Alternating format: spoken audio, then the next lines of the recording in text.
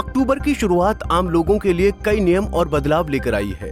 हर महीने की पहली तारीख को तरह तरह के फाइनेंशियल और एडमिनिस्ट्रेटिव बदलाव लागू होते हैं, लेकिन इस बार का महीना ज्यादा अहम इसलिए है क्योंकि ये सीधे आपकी जेब और रोजमर्रा की जिंदगी को प्रभावित करने वाला है। आज यानी 1 अक्टूबर 2025 से LPG cylinder, railway ticket booking, pension योजनाओं, यूपीआई ट्रांजैक्शन और बैंकिंग सेवाओं से जुड़े नए नियम लागू हो चुके हैं। ऐसे में आइए जानते हैं इन 5 बड़े बदलावों के बारे में। दरअसल बिलों का बढ़ता बोझ हो या डिजिटल ट्रांजैक्शन की लिमिट, हर महीने की पहली तारीख आम आदमी की जेब और दिनचर्या में कुछ न कुछ बदलाव जरूर लेकर आती है। ऐसे में जो सबसे बड़ी खबर है वो है घर की रसोई से जुड़ी एलपीजी सिलेंडरों की कीमत को लेकर। ऑयल मार्केटिंग कंपनियां हर महीने की पहली तारीख को रेट रिवाइज करती हैं। अप्रैल के बाद से घरेलू 14 किलो वाले सिलेंडर की कीमतों में कोई बदलाव नहीं हुआ था, लेकिन इस बार त्योहारी सीजन की शुरुआत के साथ कीमतों में संशोधन किया गया है। नई दरें दिल्ली, मुंबई, कोलकाता और चेन्नई सहित सभी बड़े शहरों में लागू हो गई हैं। यानी रसोई का बजट अब या तो थोड़ा हल्का होगा या फिर बोझ और बढ़ सकता है। इसके साथ ही एटीएफ, सीएनजी और पीएनजी के रेट भी संशोधित किए जा सकते हैं। वहीं ट्रेन से सफर करने वालों के लिए भी नया नियम लागू हो चुका है। अब से आरक्षण खुलने के बाद पहले 15 मिनट तक केवल वही यात्री ऑनलाइन टिकट बुक कर पाएंगे जिनका आधार वेरिफिकेशन पूरा है।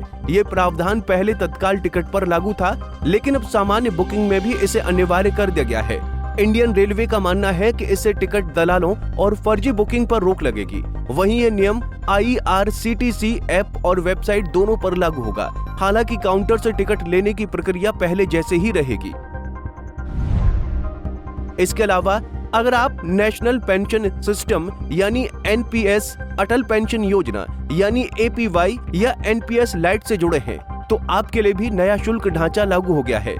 Pension fund regulatory and development authority यानी PFRDA ने CRA फीस में संशोधन किया है। अब नया PRAN खोलने पर सरकारी कर्मचारियों को EPRAN किट के लिए 18 रुपए और फिजिकल कार्ड के लिए 40 रुपए चुकाने होंगे। सालाना मेंटेनेंस चार्ज 100 रुपए रहेगा। वहीं अटल पेंशन योजना और NPS लाइट के ग्राहकों के लिए शुल्क काफी कम कर दिया गया है।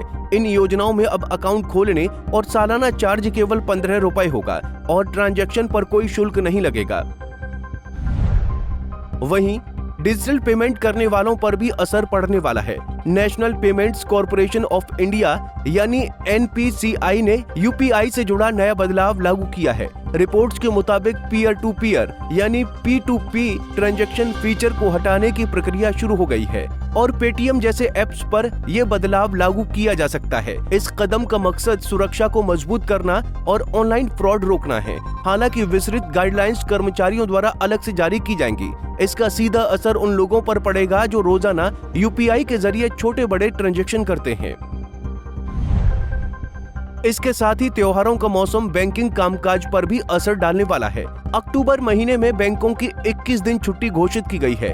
इसमें गांधी जयंती, दशहरा, दिवाली, भैया दूज, छठ पूजा जैसी बड़ी छुट्टियां शामिल हैं। इसके अलावा हर रविवार और महीने के दूसरे व चौथे शनिवार को भी बैंक बंद रहेंगे। अलग अलग राज्यों में छुट्टियों की तारीखें अलग हो सकती हैं। इसके लिए अगर आपको कोई जरूरी काम निपटाना है तो पहले बैंक हॉलीडे लिस्ट जरूर चेक कर लें, वरना आपको बंद गेट देखकर लौटना पड़ सकता है। बहरहाल अक्टूबर की शुरुआत ने ही ये साफ कर दिया है कि आने वाले दिन आम आदमी की जिंदगी पर सीधा असर डालने वाले हैं। रसोई का बजट LPG कीमतों से तय होगा। रेल टिकट बुकिंग के नए नियम यात्रा को प्रभावित करेंगे। पेंशन योजनाओं में शुल्क घटने से रिटायर्ड लोगों को राहत मिलेगी।